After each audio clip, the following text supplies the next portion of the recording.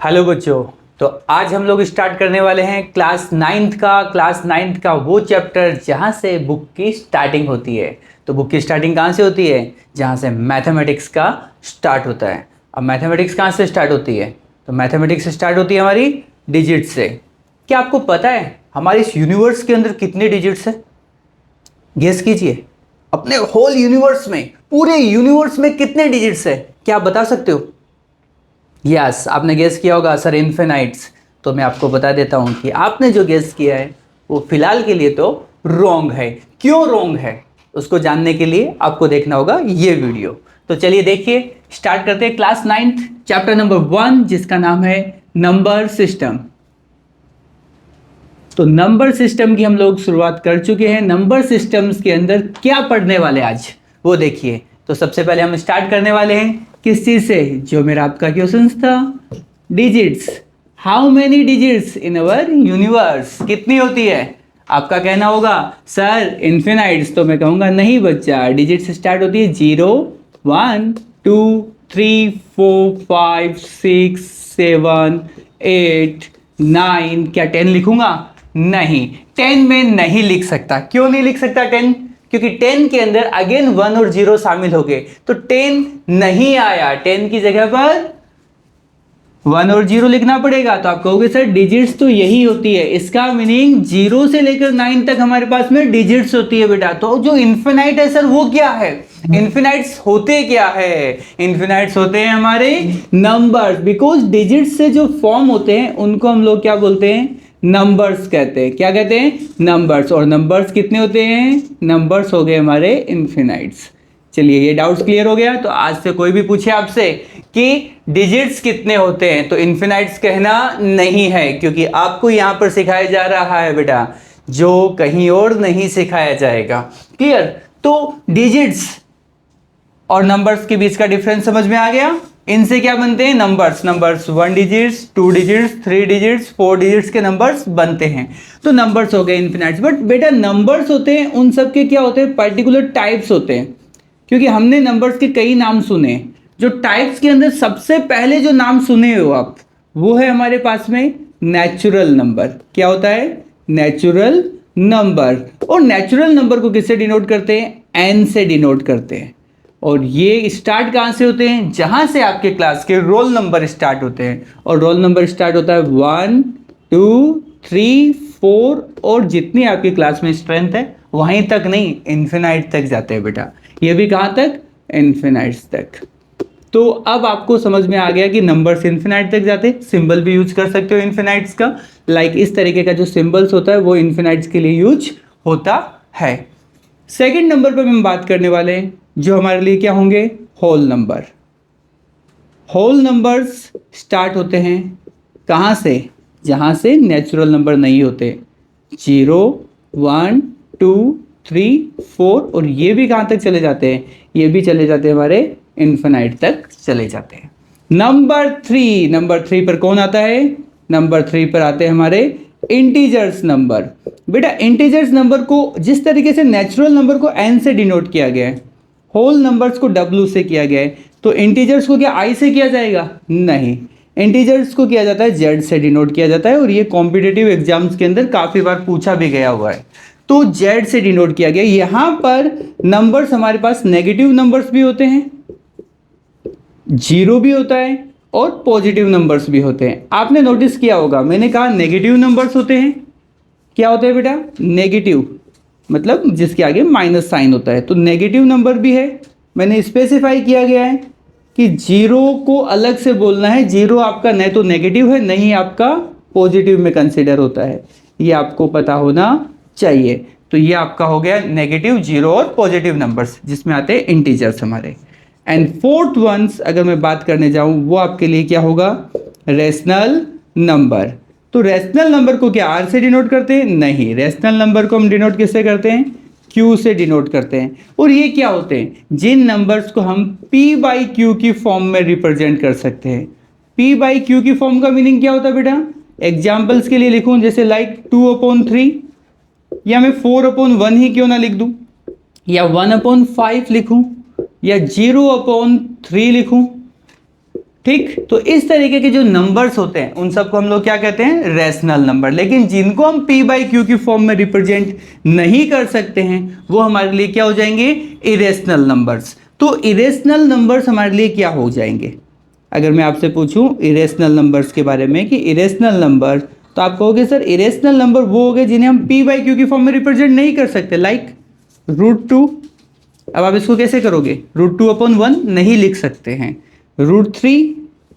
लेकिन मैं अगर आपके सामने √4 लिखूं तो आपको ध्यान रखना है कि √4 एक परफेक्ट स्क्वायर नंबर है, इसकी वैल्यू हमें पता है, √4 की वैल्यू 2 होती है और 2 को 2/1 लिखा जा सकता है, लेकिन √2 को √2/1 नहीं लिखा जाएगा। ये बात याद रखना, क्यों नहीं लिखा जाएगा, बिकॉज √2 की जो वैल्यू होती है वो होती है नॉन टर्मिनेटिंग वैल्यू, और नॉन टर्मिनेटिंग वैल्यू में भी कौन सा, नॉन रिकरिंग वैल्यू। इसकी वैल्यू को जब आप निकालोगे तो 1 पॉइंट, अब ये कंटिन्यूटी के साथ में आगे बढ़ता जाएगा, ये रुकेगा नहीं।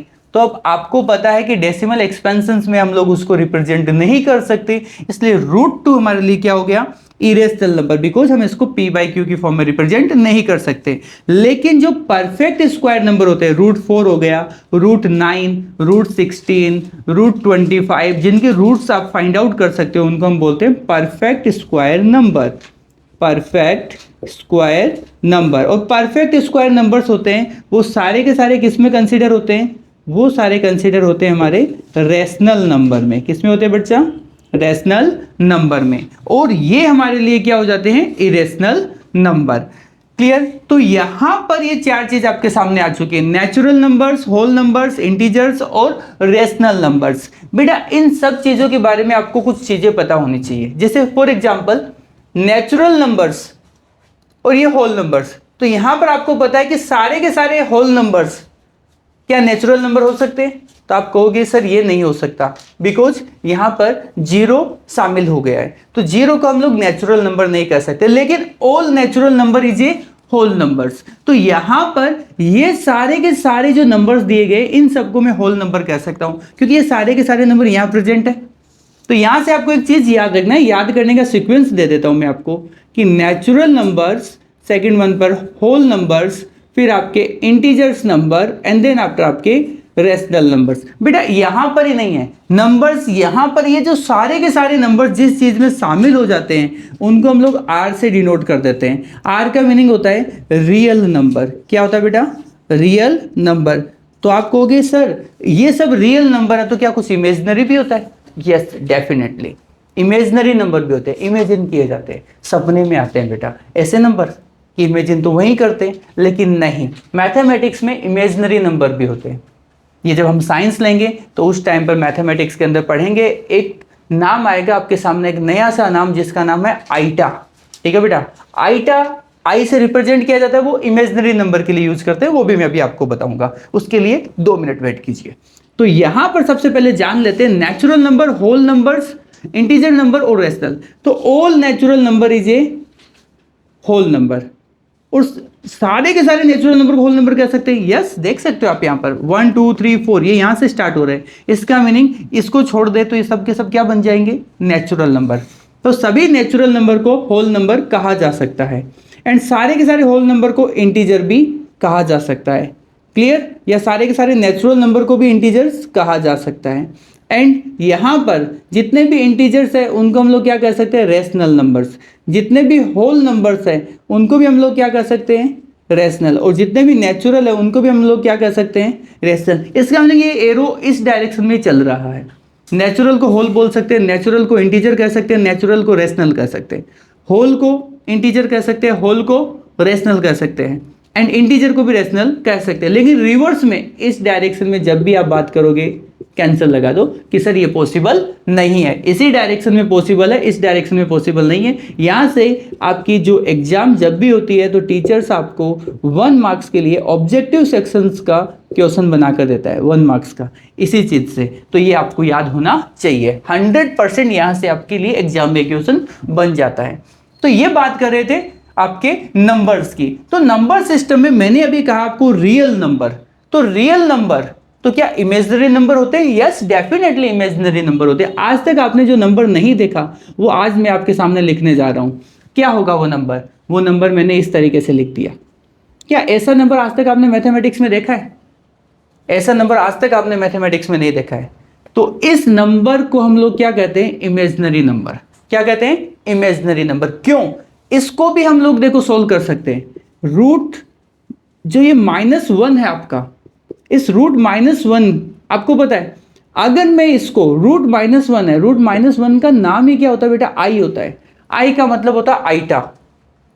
ये कहीं और नहीं पढ़ाया जाएगा बेटा, यहीं पढ़ाया जाएगा। तो ध्यान से देख कि ये क्या है? आइटा। आइटा का मतलब इमेजिनरी नंबर। अगर आपके पास में √5 होता, √5 वो भी नेगेटिव में, तो आप उसको क्या लिख सकते हो?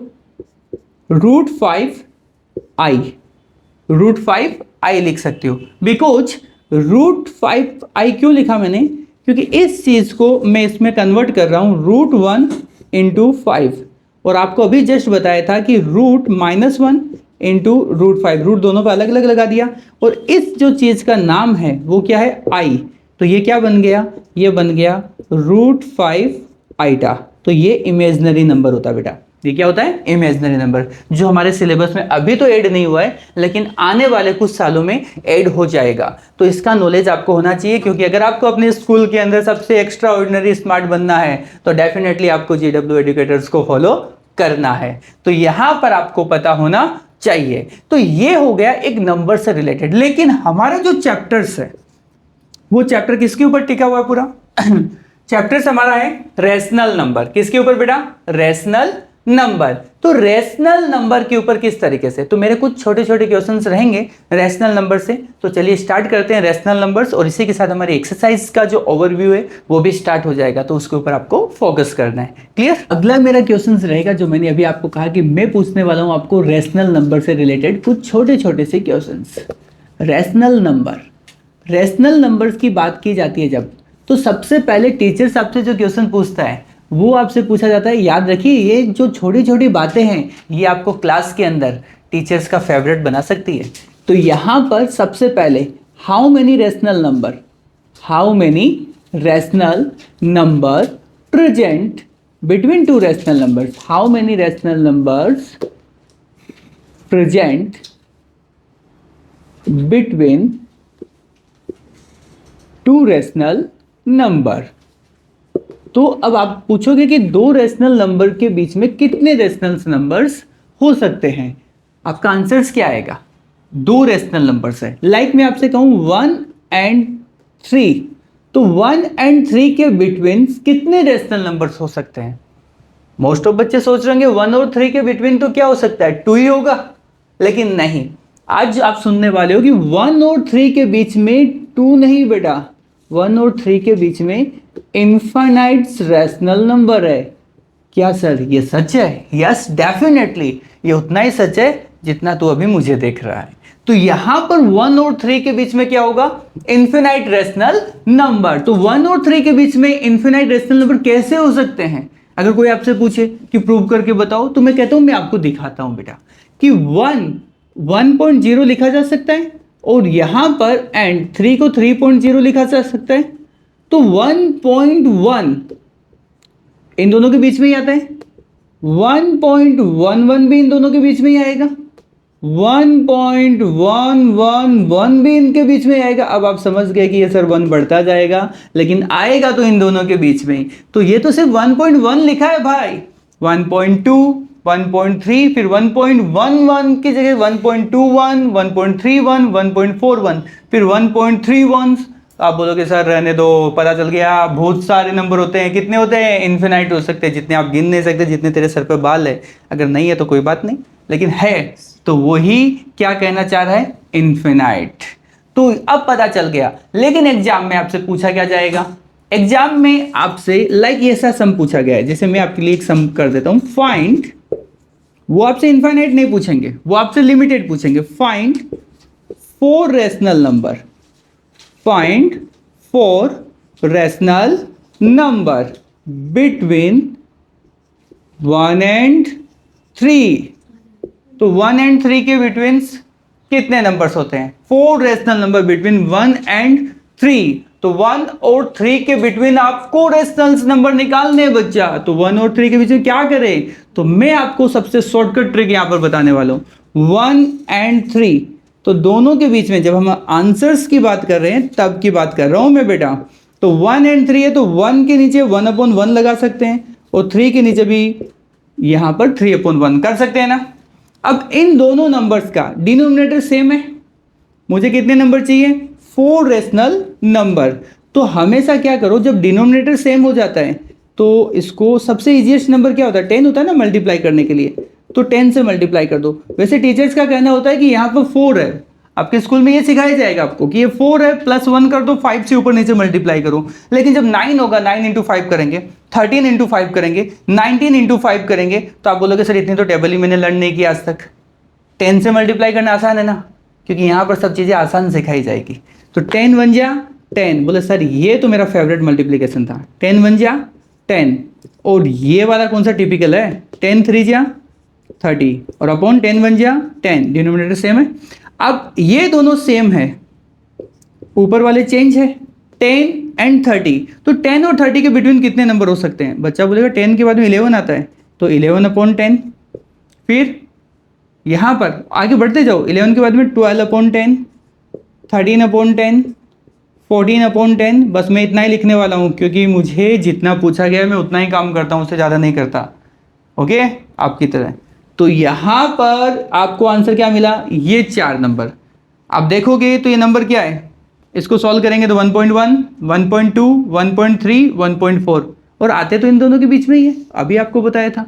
तो इससे आपको जो पता चला कि हम लोग यहाँ पर क्या निकाल सकते हैं, किसी भी दो नंबर के बीच में जितने पूछे जाए उतने रेशनल नंबर इस मेथड से निकाल सकते हैं। लेकिन सम चेंज कर देते हैं, सम कुछ इस तरीके से बना देते हैं। कैसे?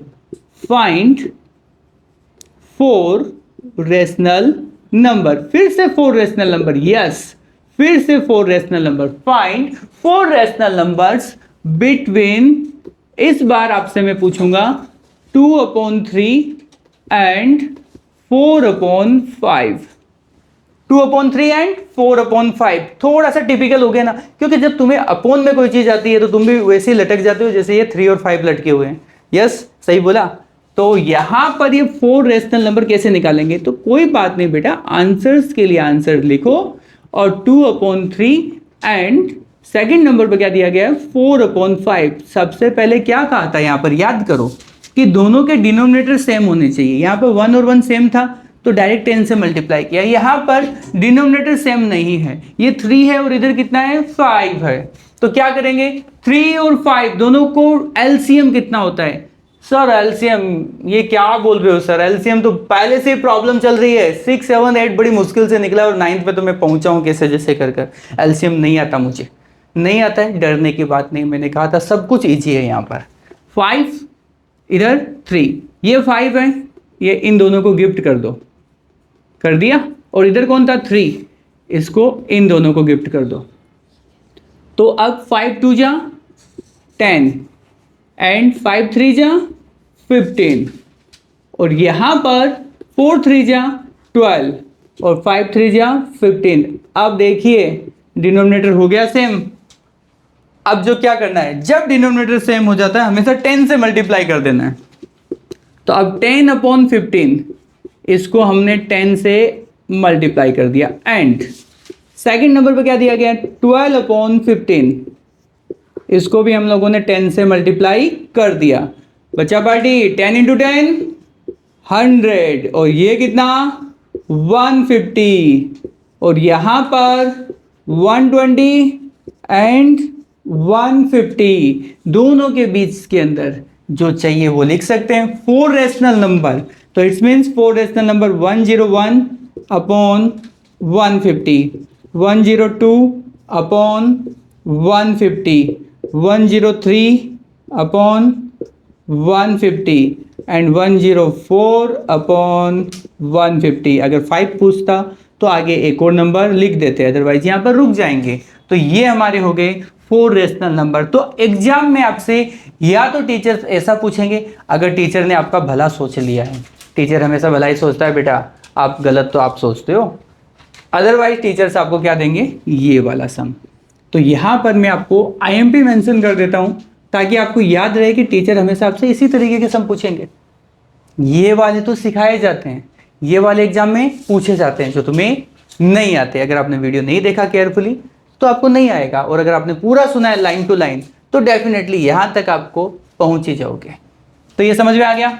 ये आ गया फाइंड 4 रेशनल नंबर। इस तरीके से कोई भी नंबर्स हो आप उनके बीच के रेशनल नंबर्स निकाल सकते हैं। होमवर्क सेक्शन में मैं आपको देने वाला हूं कुछ क्वेश्चंस। जिस तरीके से 2/3 है, तो आपके लिए जो होमवर्क बनता है, होमवर्क को कंप्लीट टाइम पर करना होता है। और होमवर्क सेक्शन में क्या लिखा गया है, फाइंड 4, हर बार 4 ही पूछेंगे, ज़्यादा नहीं पूछेंगे।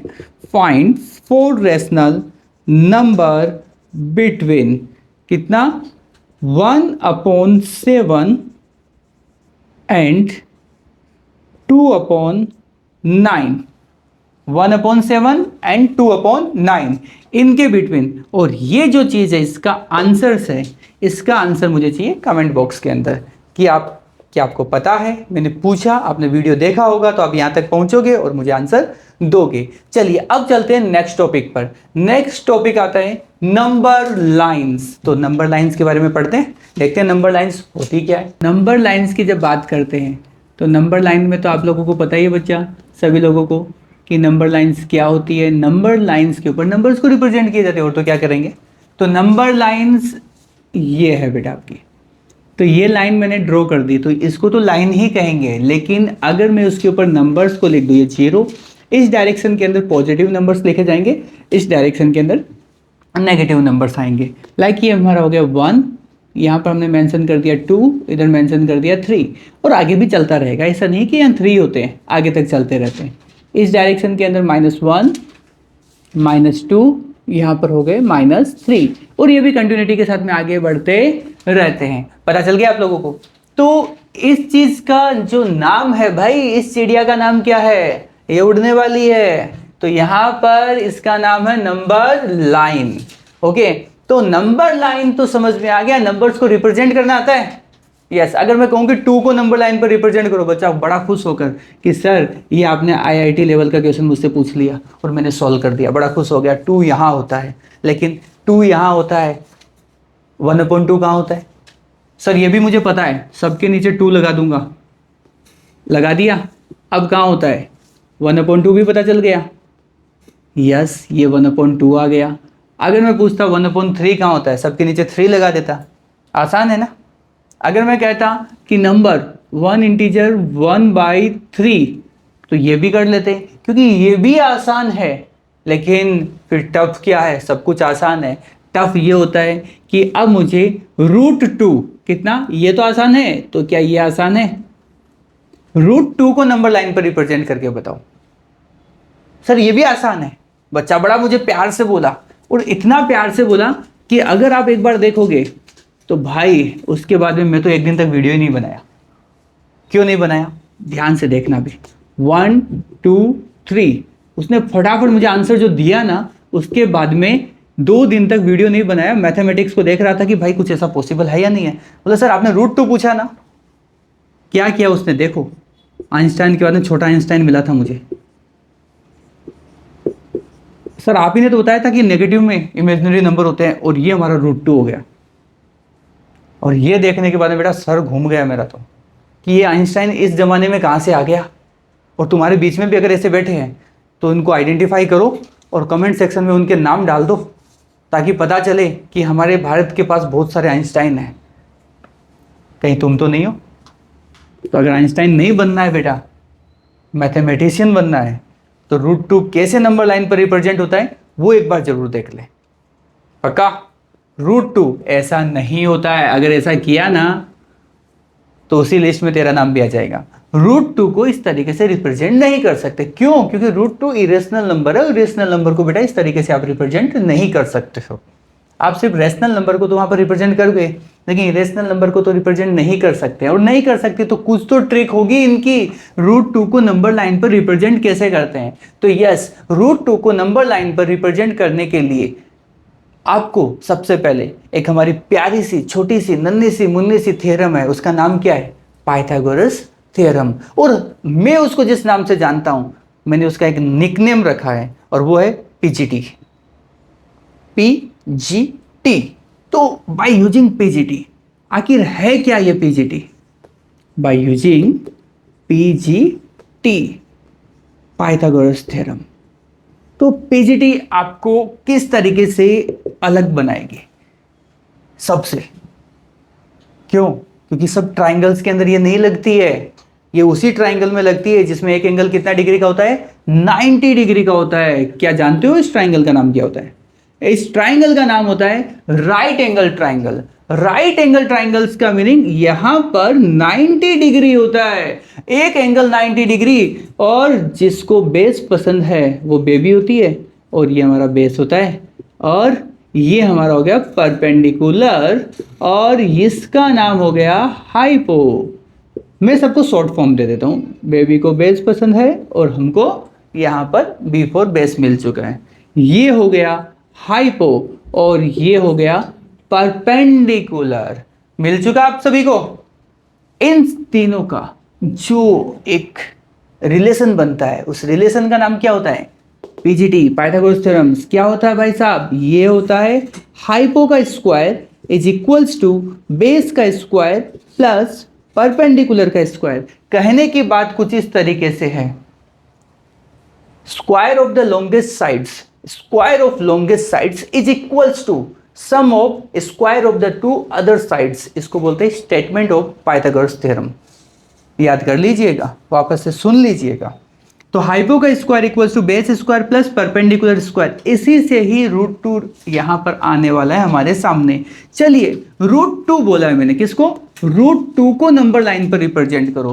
तो √2 को मान लो कि ये हमारा क्या है? हाइपो है। मतलब h की वैल्यू मुझे रूट चाहिए, √2 मुझे h की वैल्यू चाहिए। तो h की जगह √2 कब आ सकता है? जब बेस हमारा 1 हो और परपेंडिकुलर भी हमारा कितना हो? 1 हो। बिकॉज 1 का स्क्वायर 1 होता है, यहां पर भी 1 का स्क्वायर 1 होता है, और 1 और 1 कितना होता है? 2 होता है। और ये हो गया हाइपो का स्क्वायर, और जब स्क्वायर हट जाता है तो सामने वाले पर रूट लग जाता है। यस, हाइपो की वैल्यू √2 आ गई। हाइपो की वैल्यू √2 मिली मुझे। कब मिली? जब बेस को मैंने 1 एज्यूम कर लिया और परपेंडिकुलर को भी 1 एज्यूम कर लिया। तो अब हम नंबर लाइन पर इसको रिप्रेजेंट करते हैं। नंबर लाइन मैंने ड्रॉ कर ली, यहां पर आप लोगों ने मेंशन कर दिया 0। अब आप स्केल से फिक्स यूनिट कर लो। अगर कोई बच्चा बोले सर 1 सेंटीमीटर में यहां चला जाता हूं, तो 1 सेंटीमीटर में 1 आया। कुछ बच्चे एज्यूम कर लेते हैं। एज्यूम किस तरीके से करते हैं? लेट एज्यूम 2 सेंटीमीटर को किसके इक्वल मान लेते हैं? 1 यूनिट के इक्वल मान लेते हैं। किसके? 1 यूनिट के इक्वल। तो आप भी कर सकते हो कि 2 सेंटीमीटर को आप 1 यूनिट के इक्वल ले सकते हो। मान लीजिए 1 सेंटीमीटर बहुत छोटा होता है, डायग्राम बड़ा ही छोटा सा बनेगा, तो आप 2 सेंटीमीटर को 1 यूनिट मान लीजिए। होगा तो 2 सेंटीमीटर लिखेंगे कितना? 1 यूनिट। मान लिया ये हो गया मेरा 1 यूनिट। अब बेस मेरा 1 यूनिट हो चुका है, परपेंडिकुलर भी कितना होना चाहिए? 1 यूनिट। लेकिन यहां पर 90 डिग्री एंगल के साथ में कितना ऊपर चला जाना है? आपको 1 यूनिट ऊपर चला जाना है। ये भी हमारा कितना हो गया बच्चा? ये भी मेरा कितना हो गया है? मैं इसको हाईलाइट कर रहा हूं ताकि आपको पता चले कि ये लाइन जो अभी हमने यहां पर ड्रॉ की है, ये इसके ऊपर करनी है, वो भी कितने डिग्री के साथ में? 90 डिग्री के साथ में। कितना? 90 डिग्री के साथ में। तो ये 1 यूनिट है, और सेम जितना ये है उतना ही आपको यहां पर मिला। ये भी कितना है बेटा? 1 यूनिट। दोनों सेम हो गए। इस स्टार्टिंग पॉइंट से, जहां से ये 1 यूनिट था, यहां से ये 1 यूनिट है, इन दोनों पॉइंट को ज्वाइन कर दो। कर दिया आप लोगों ने ज्वाइन? ठीक, मेरे साथ साथ ही आप बनाते रहिए ताकि आपको याद हो जाए। पहले 1 यूनिट इधर, या 1 सेंटीमीटर बोल सकते हो, इसको भी 1 सेंटीमीटर, 90 डिग्री का एंगल्स रहेगा, इनको ज्वाइन कर देना। पॉइंट इसका नाम रख देते, P रख देते। पॉइंट P को हम लोगों ने पॉइंट O से ज्वाइन कर दिया। अब पॉइंट O पर आपका जो कंपास होता है, कंपास का मीनिंग आप जिसको राउंडर के नाम से जानते हो, उस राउंडर के पॉइंटर को यहां रखोगे। उस राउंडर में जो आपने पेंसिल लगा रखी है, उस पेंसिल को P पर रखोगे इस तरीके से, और इसको रोटेट करवाओगे। जब यहां पर राउंडर रखा हुआ है, यहां पर पेंसिल रखी हुई है, आप उसको रोटेट करवाओगे तो राउंडर ऐसे घूमता हुआ आएगा नीचे की ओर। और जहां पर राउंडर इस लाइन को टच कर रहा है, वो पॉइंट हमारा हो गया √2। और साथ ही ये जो लाइन हमारा हाइपो है, वो भी कितना आया? √2। तो इस तरीके से √2 को आप नंबर लाइन के ऊपर रिप्रेजेंट कर सकते हो। √2 पर नंबर लाइन पर रिप्रेजेंट किया। सिमिलरली हम लोग √3, √5, √7, √6 इनको भी नंबर लाइन के ऊपर रिप्रेजेंट कर सकते हैं, लेकिन उसके लिए हमें सबसे पहले √2 को कैसे रिप्रेजेंट किया ये एकदम आपको अच्छे से आना चाहिए। जब तक यहां प्रैक्टिस नहीं होगी आगे हम प्रैक्टिस नहीं कर सकते। और ये जो सिनेरियो होता है ये आपके IQ लेवल के ऊपर डिपेंड करता है कि आपको पता होना चाहिए कि 2 बनाने के लिए क्या क्या चाहिए। अगर मैं कहता हूं 3 बनाने के लिए क्या चाहिए, 5 बनाने के लिए क्या चाहिए, तो आपको वो एज्यूम करना पड़ता है। बेटा ये सारे एजम्पशंस के ऊपर होते हैं, आपको ये एज्यूम करना है, एज्यूम करने के बाद में ही आप इसको फाइंड आउट कर सकते हो। क्लियर? इसका कोई ऐसा फॉर्मूला नहीं है, ये हम एज्यूम करते हैं, हमारे IQ लेवल के ऊपर डिपेंड करता है कि हम कितनी जल्दी वो नंबर्स फाइंड आउट करते हैं जिनसे हमें गिवन वैल्यू है वो फाइंड आउट कर पाए। तो अब इस तरीके से तो मैंने √2 को नंबर लाइन पर रिप्रेजेंट कर लिया, काफी आसान है। √3 पर कैसे करेंगे, √5 का कैसे बनाएंगे, √6, √7, √17, √26 सबको नंबर लाइन पर रिप्रेजेंट किया जा सकता है। तो चलिए देखते हैं हम लोग कि √3 को नंबर लाइन पर कैसे रिप्रेजेंट किया जाएगा और √5 को नंबर लाइन पर रिप्रेजेंट कैसे किया जाएगा।